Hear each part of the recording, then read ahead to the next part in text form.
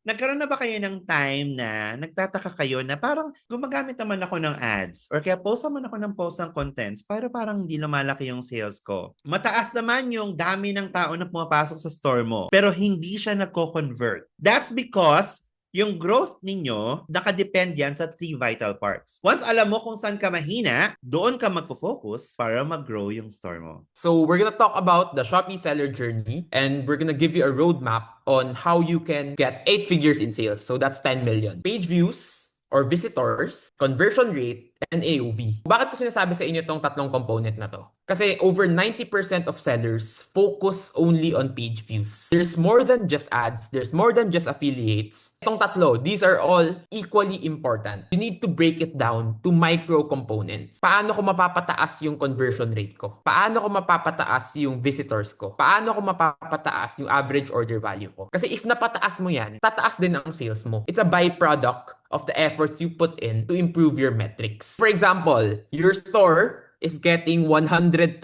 visitors. Conversion rate is 2%. And your average order value is 500. And your monthly sales is 1 million. So, yan yung computation yan. 100,000 times 0.02 times 500. And makakuha ka ng 1 million sales. I want to give you guys another perspective. 100,000 visitors, kailangan maging 200,000. Sobrang hirap nun kasi sabi natin yung 100,000 visitors, you're already spending 50,000 on ads. If you want to double that, you need to spend another 50,000 on ads. If you ask me, I'm not gonna focus on the visitors kasi 100,000 sobrang dami na yan. Pero if mapapansin nyo, the conversion rate is at 2.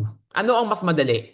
100,000 to 200,000 or yung conversion rate na 2, gagawin nyo lang 4. Of course, it's easier to improve yung 2 to 4. Ang bilis lang yan i-improve if you guys know yung strategies na dapat gamitin. Sa dalawang example na yan, sa page views and sa conversion rate, the outcome is the same, 2 million sales. Pero the difficulty of the task, diyan yan nagkakaibahan. In e-commerce, of course, we need to do the task that is the easiest, that takes the least amount of time, the least amount of effort, the least amount of money. So now, sabihin nating na-double mo yung conversion rate. Gumawa ka ng mga discount, gumawa ka ng mga vouchers, sumali ka sa mga campaign. What do you guys think is the result? Yes, magdodoble ang sales mo. The e-com equation is that simple. Pag napa-improve mo yung each metric, it directly translates into improvement in sales. Ang next na gusto natin gawin, of course, is pataasin yung average order value mo. So sabihin natin, gumawa tayo ng bundle deals, gumawa tayo ng add-on deals, nagpa-free gift tayo, and napataas mo yung AOV mo from 500 to 800. Just like that, yung sales mo, 3.2 million na. We started at 1 million, and right now, you're already at 3.2 million. So instead of focusing doon sa visitors na mataas na, you focus on the conversion rate, the AOV, na mababa pa. And you are spending less money.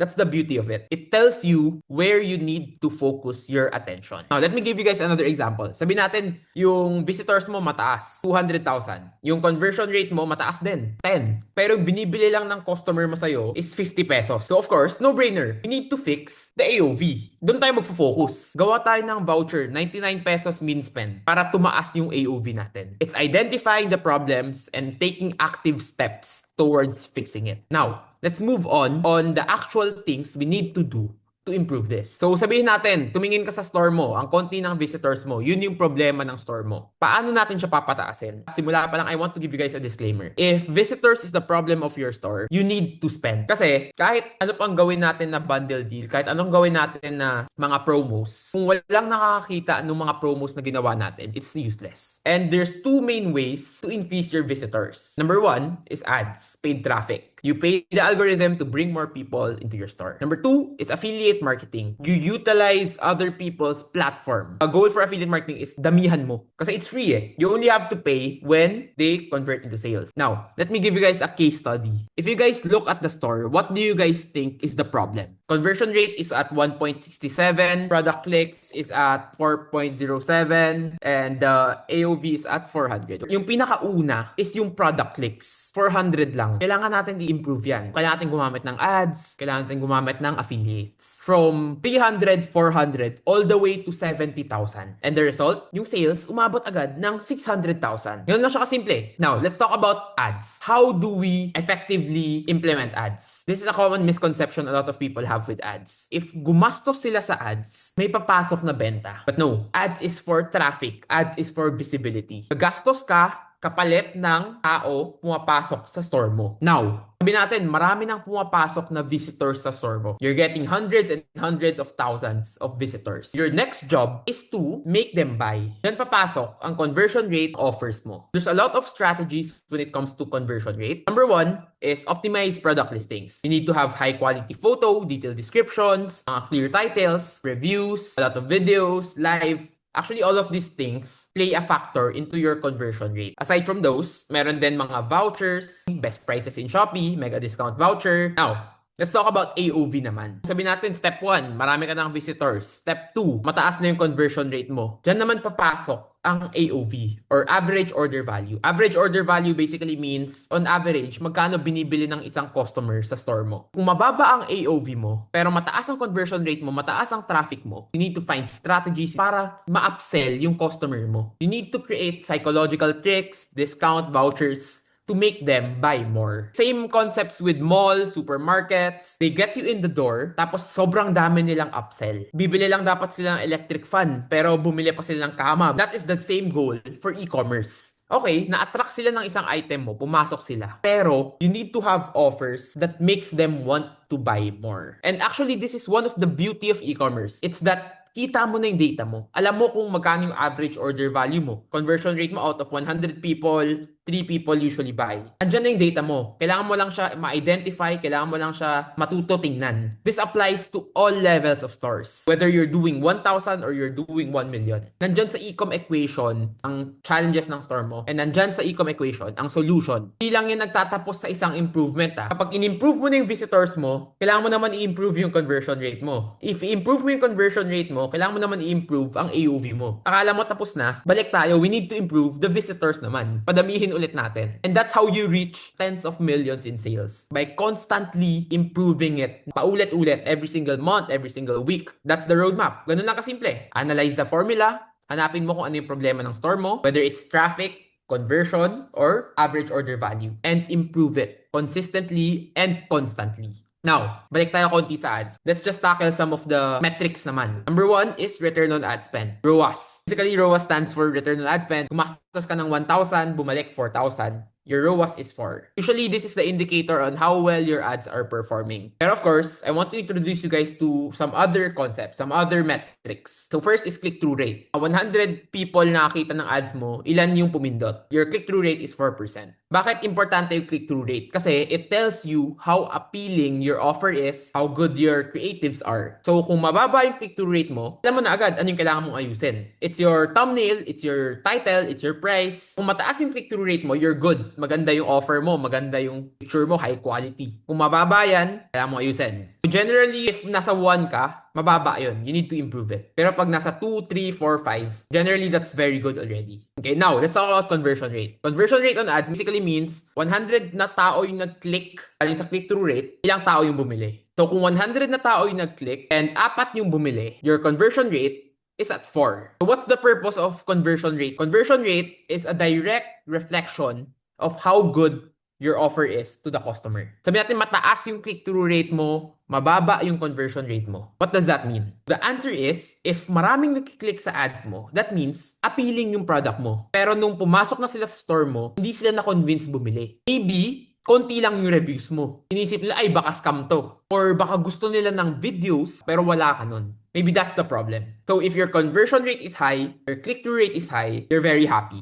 Now, let's move on to cost per conversion. Cost per conversion is basically a better ROAS. This is what I like to call it. It's a better indicator of your ads performance. So simple lang, you scroll to the pinaka-right ng ads mo, and may makikita ka doon cost per conversion. That is how much you spend for each person who buys. Let me give you guys an example. If your profit on a specific item is 50 pesos and your cost per conversion is 70 pesos, alam mo na agad na that ads is not performing well. Even if 100 pa yung ROAS niyan, even if 100 pa yung conversion rate niyan, if the CPC is higher than your profit, it means kailangan mo siyang adjust. Kasi for every person na bumibili, nalulugi ka ng 20 pesos. ROAS, the CTR, the CVR, and the CPC. Ito yung 4 backbone of ads. Let's talk about affiliate. This is one of the best ways to generate traffic if ayaw mong gumastos. This is what I like to call LCAM, low-cost affiliate marketing. Why is it low cost? Kasi you don't need to spend anything unless may bumili ng product mo. So, why is affiliate good?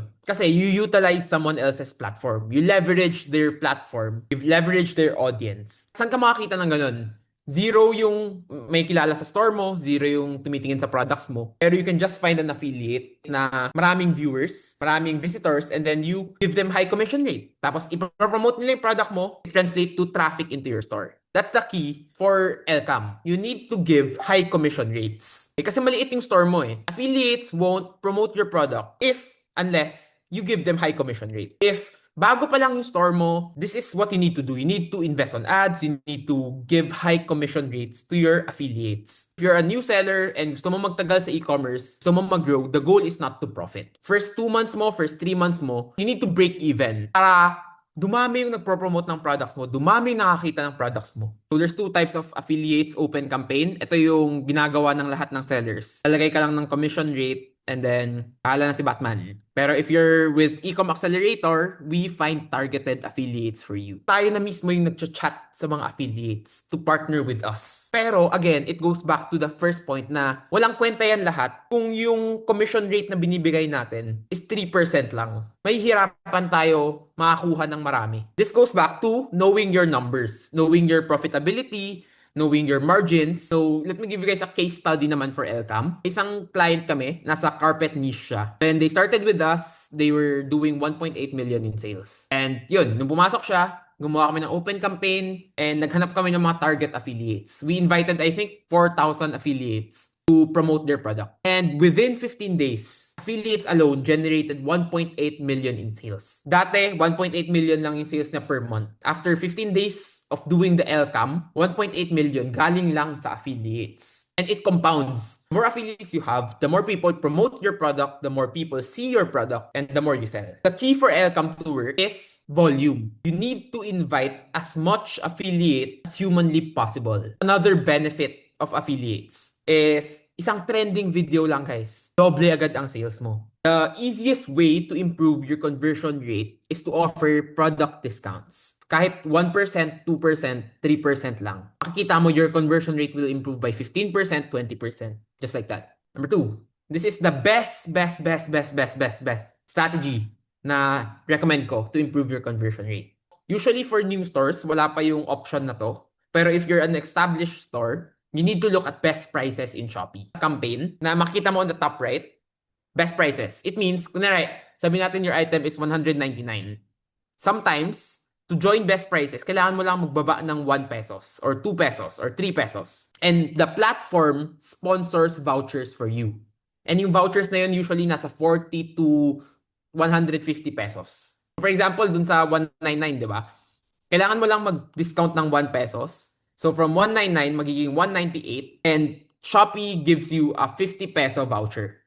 So yung 198 mo, parang naging 148. So just by knowing this and joining this, you get a 30% discount na sagot ni Shopee. So ito yung actually one of the ways for you to compete with people who have low prices. If you have the option to join best prices, you need to join it kasi sobrang laki ng voucher, guys. Sobrang laki. So that's one of the main strength sa Shopee na not enough people are doing. And if you're listening to us, you need to do this. Okay? And kagandahan pa dito is you don't need to join all your products. Pwede mo siyang piliin kung ano yung i-join mo lang. Like sabihin natin, for example, may isang product, 200. Pero kung gusto mo mag-join sa best prices, kailangan 100 lang. Ang laki ng discount. You have the option of not joining at all. Now next, let's talk about niche versus overcrowded. To improve your conversion rate, you need to figure out kung nasaang market ka ba. Why is it important to know kung nasaang market ka? Number 1 is industry average. So yung niche meaning parang special yung items ninyo na people are looking for it. Kasi kailangan nila. For these industries, generally, mas mataas yung conversion rate. Kasi people are only going to your store to buy the product kasi kailangan nila. Kaya mataas ang conversion rate mo. Pero if you have an item that's a want more than a need, generally, mas mababa yung conversion rate mo kasi mas malakas yung competitors, mas marami kang kalaban, and you need to do more strategies para ma-beat yung mga kalaban mo.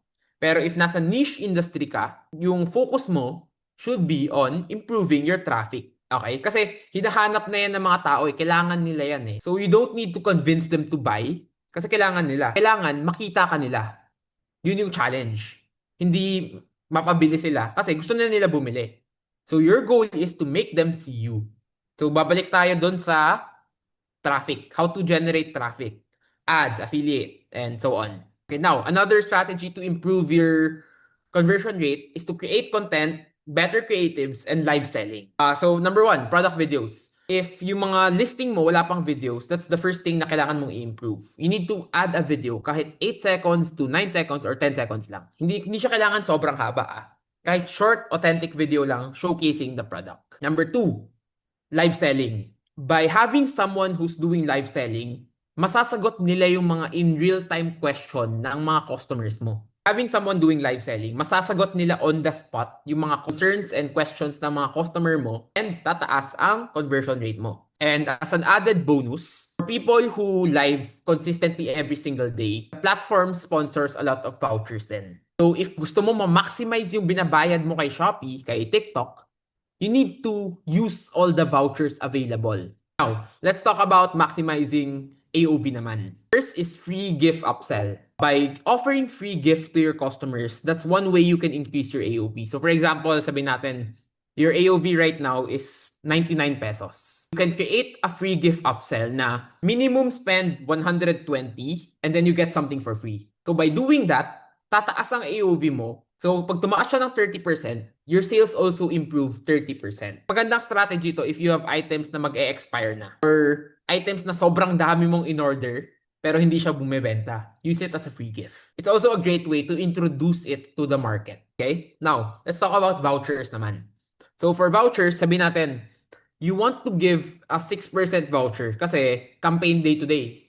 Sabihin natin 10-10 ngayon, gusto mo magbigay ng 6% voucher. Instead of giving the 6% directly to your customer, ang pwede mong gawin here is 99 pesos min spend, 3%. Tapos to get the full 6%, you need to spend 129. So maliit na increase lang and then they get the discount. That's a great way to incentivize your buyers to buy more, higher AOV, and more sales. Now next is add-on deal. So you also need to create add-on deals. Generally for add-on deals, maganda is i-pair mo yung main products mo with your non-moving products. Tapos sa bundle deal naman is mga high profit items mo. Another strategy is the bundle SKU. This is something I recently added lang in light of the order processing fee update ni Shopee and ni Lazada. So for example, if you have an item na mura lang, 20 pesos, 25 pesos, you have to have a bundle SKU na buy 3, buy 5, buy 10. And then just give them a little bit of discount. That way, mas makakatipid ka pa Sabihin natin your item is 20 pesos. Instead of selling it one piece at a time, you can create a bundle of 10. Tapos bawasan mo yung price na instead of 200, you can make it 180. So nakatipid yung customer mo, nakatipid ka rin dahil doon sa order processing. Kasi 10 orders kukunin sa'yo ng platform is 50 pesos. By creating a 10 pieces bundle, 5 pesos lang kukunin sa'yo. And then nag-discount ka ng 20, 25 lang kukunin sa'yo ng platform instead of 50. Honestly guys, when it comes to e-commerce, your products is only 20% of the equation. 80% is how well you know your numbers, how quickly you adapt to change, how well you maximize yung mga hidden features ng platform, such as yung mga minention ko, best prices, mga hidden vouchers, and applying the right strategy.